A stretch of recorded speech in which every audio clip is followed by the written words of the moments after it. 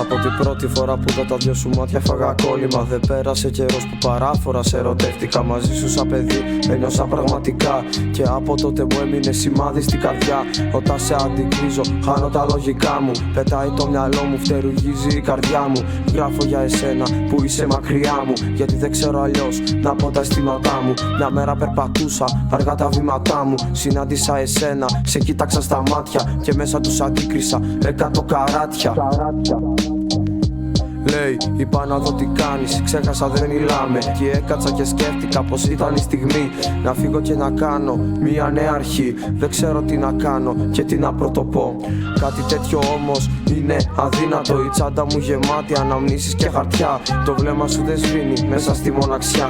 Μου λείπει το αρώμά σου, μου λείπει η ψυχή σου. Το γέλιο σου, το βλέμμα σου και η δύναμή σου. Μη φύγεις μακριά μου, σε θέλω πιο πολύ.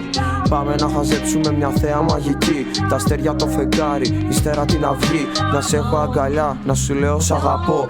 Όμως αυτό που νιώθω τώρα είναι... Τι είναι, τι είναι, είναι ανάγκη. Τι ανάγκη, είναι ανάγκη να σε δω. Είναι ανάγκη να σε δω.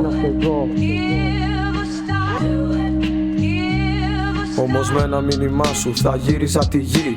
Δεν ζητάω πολλά, δευτερόλεπτα αρκεί. Θα κάνω υπομονή όσο κι αν χρειαστεί. Για να βλέπω το βλέμμα σου σε κάθε μας στιγμή. Σ' είδα στο όνειρό μου, ξύπνησα το πρωί. Η μέρα με χαμόγελο, η νύχτα επώδυνη. Πέρασε καιρός, μέρες και λεπτά. Για τα δικά σου μάτια όλα είναι δεκτά. Δεν θα τα παρατήσω, κι ας γίνω με κομμάτια. Α, και να ξέρεις τι κρύβεται μέσα στα δυο σου μάτια.